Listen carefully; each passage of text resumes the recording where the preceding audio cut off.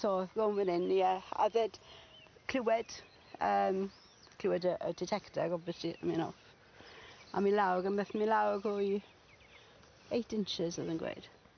A ddyn, os ti gwele, yn disgleirio yn y ddiar. Mae Marilyn a Pete wedi bod yn briod am 57 o blynyddoedd. Maen nhw wedi dathlu nifer o benblwyddi priodas, ond am 54 o'r blynyddoedd hynny, mae Marilyn wedi bod heb ei modrwy ddyweddïo. Mas i siopa, dod nôl, penderfynu fynd i roi gwair da cyn dod mewn i'r tŷ am y nos. Dod nôl i'r tŷ wedyn, golchi dwylo, dim modrwy ar y fus. Straight nôl lan shed, ond ffilin deg o ffindo fe.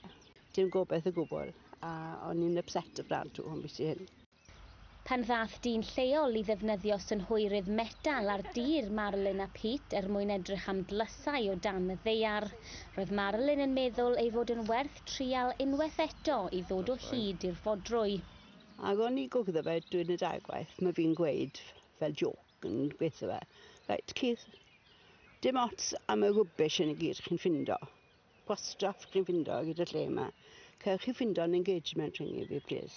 A bant o fe, ddim yn gwybod dim amdano fe o gwbl, meddwl mae'n gwybod i ffindo fe. Bwyt i wythnos wedyn ni, mae fynd yn ôl, a meddwl fe fi'n credu bod fi wedi ffindo y modrwy. Ond o'n i ffili gweud yn byd, na gyd o'n i'n neud oedd e edrych arno fe, oedd e'n llawn mwc. A oedd e'n ffito ar y bus. Ti'n meddwl chi'n dyn, ond oedd e'n gwmpa off nawr. A o'n i'n twmlo fel llefen, ac o'n i'n mor falch i weld fod i wedi dod yn ôl, ie. Wedi dod o gytre. Brought back a lot of memories. I can remember spending the money now.